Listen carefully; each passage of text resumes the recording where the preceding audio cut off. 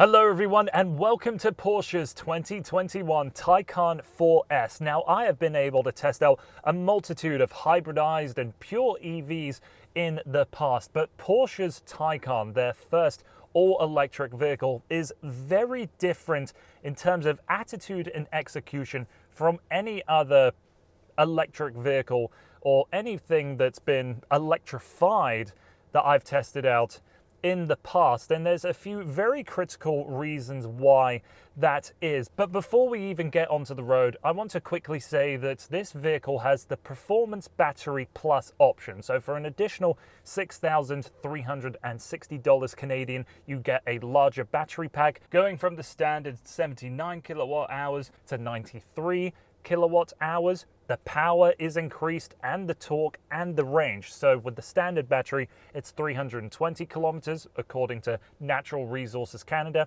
And for the Plus, you get 365. Now there's two different power ratings when it comes to the Taycan 4S. For the Battery Plus, you have 482 horsepower, or when you go into launch mode, 562. The numbers are slightly less for the normal battery pack, and the difference in torque for when it comes to the standard battery pack is 476 pound-feet, and with the Plus, 479. Both get two electric motors, one on the front axle, one on the rear axle, and the rear axle has the 2-speed automatic transmission. Another thing that is very different in the world of EVs. So let's get on the road, and first thing to say is that when you get into the Taycan, you don't always have to have the power button pressed that's found on the left-hand side like it would be on any other Porsche. Typically, you'll get into this car, it's sensed, you've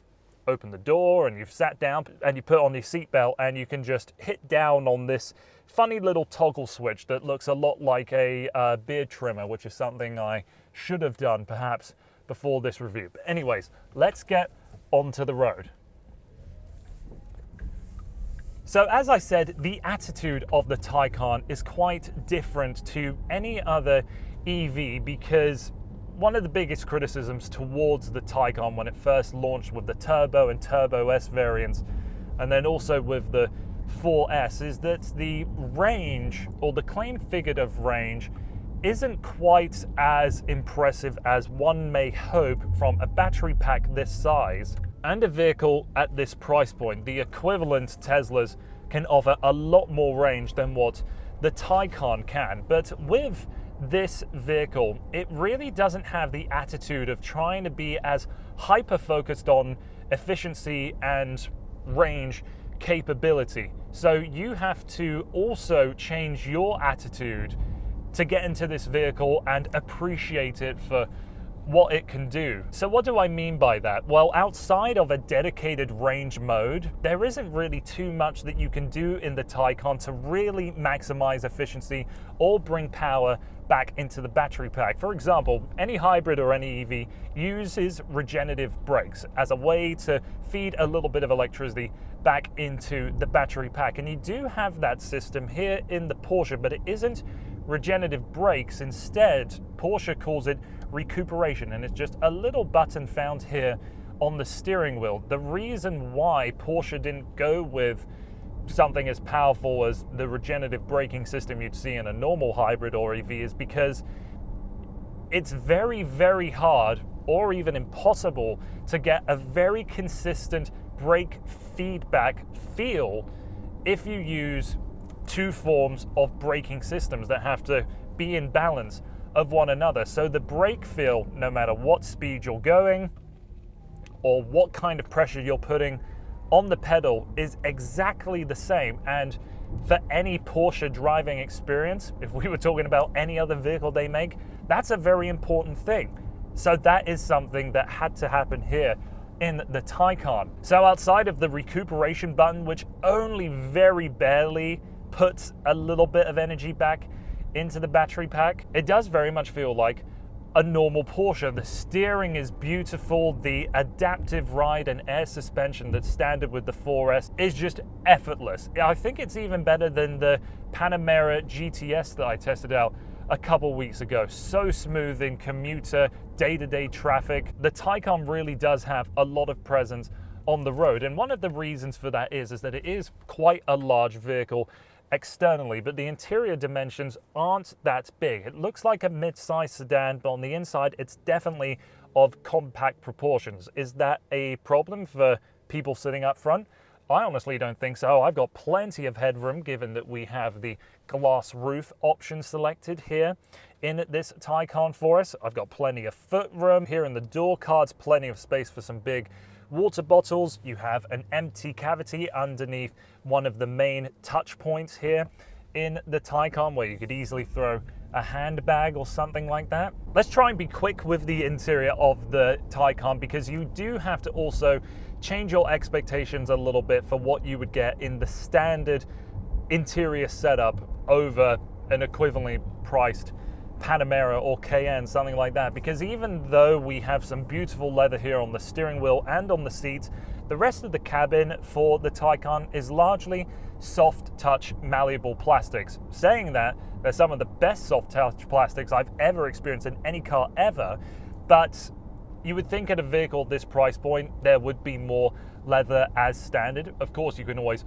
option up to have more of it in the cabin if you'd like, but you just have to be aware of that. Outside of all the materials feeling fantastic, potentially one of the best build qualities of any vehicle I've ever tested, because as an EV you have not a lot of road noise or vibration coming from the powertrain, so you can now start to focus on other noises that you might not have noticed in the past. But here, no creaking, no rattling, absolutely nothing here in the Taycan 4S. And as I said earlier, the Taycan definitely has compact sports sedan interior space. So the second row of seating is quite restrictive if you're 6'4" like me. As standard, the Taycan is a 2+2 seating setup, but you can pay an additional price to get a 5th seat belt if you so desire. Now, we do have to talk quite a bit about the amount of screens that are in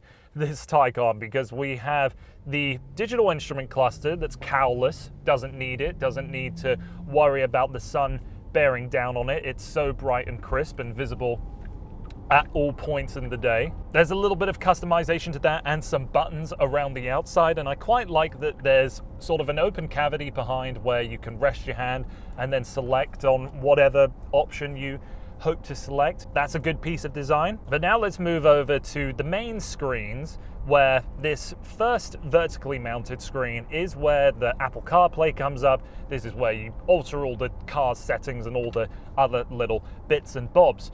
That is just a touch screen. Down here, which is a more dedicated space for your climate control, is always a haptic feedback. I haven't been able to find any way to turn it off, but I don't mind, because I like having that little vibration when I'm changing critical things like fan speed or temperature. And below this space, you have maybe 3 inches of what just looks like empty space. It looks like there's nothing there, but it is actually a touchpad, and you can just go along it like you would on a computer and select individual options if for whatever reason you couldn't reach for them in your hand. It's important to note though that currently with this setup, even though you can scroll around and select any option that you'd like in the main Porsche user interface, you can't do that right now with Apple CarPlay. But this vehicle does have over-the-air updates, so perhaps that change would come along in a future software update. And then the 4th screen in here is an additional option for the Taycan, the passenger display, which to me personally I don't see much use in. Up to your discretion if it's worth your while, but I really appreciate that you can turn the screen off and just have a simple backlit Taycan logo. I think that looks fantastic. For the most part, the screens aren't complicated. It isn't difficult to go from menu to menu or to select smaller options, but there is one thing in this Taycan that is of particular note. When I tested out the Panamera GTS, I said how gimmicky the way you interact with the vent controls are. And obviously the team behind the development of the Taycan said, hold my beer, because I've never seen in any vehicle ever a more complicated way to change the fan direction in a vehicle. You've got diffused, focused, and individual, 3 different modes, and then from there you can make the upper or lower fans stronger, softer.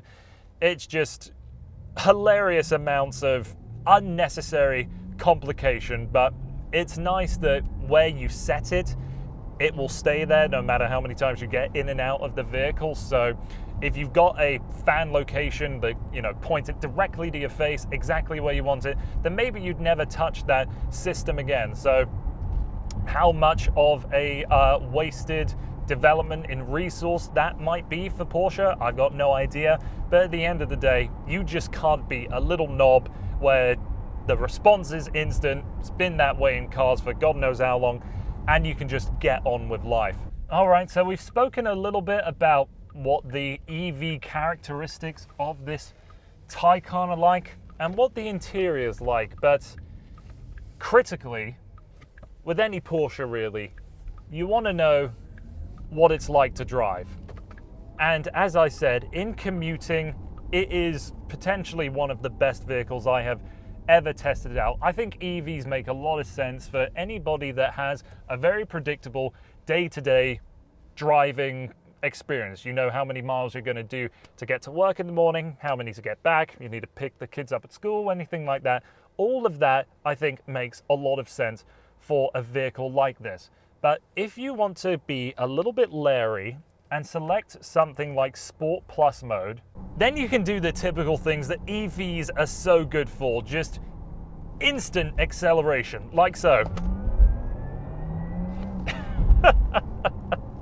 When you unleash the Sport Plus mode, you have instant acceleration, and it turns on the Porsche electric sound, which is an engineered noise which takes a totally silent driving experience and creates this fictitious noise, but I think adds a lot of personality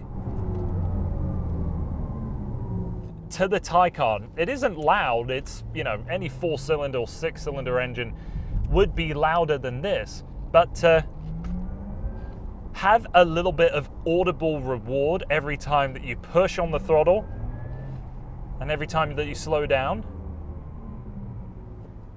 I think is genuinely excellent.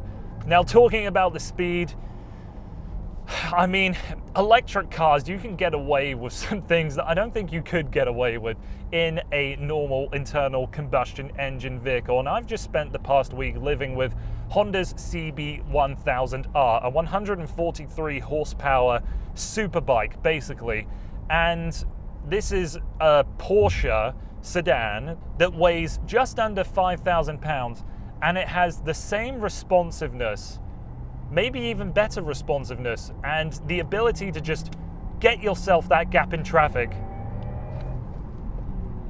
without even thinking about it. And because you can gain that speed so effectively, you want to be able to trust the braking system, and because it doesn't have the same regenerative effects that any other hybridized or electric vehicle would, you can stomp on the brakes on this Porsche and always expect the same result. A couple other small things to mention before I conclude this video. Even though I would say the visibility is a little bit tight on the sides and the rear, the outlook up front is just superb. The way that those wings dive down and you can't really see the end of the bonnet makes you feel like you're in a proper sports car when you're driving the Taycan. There is a deployable spoiler, but through the rear view, you can barely see it, if at all. So this is what I want to say, wrapping up my time with Porsche's Taycan. Easily one of the best cars I have ever experienced. I'm all for EVs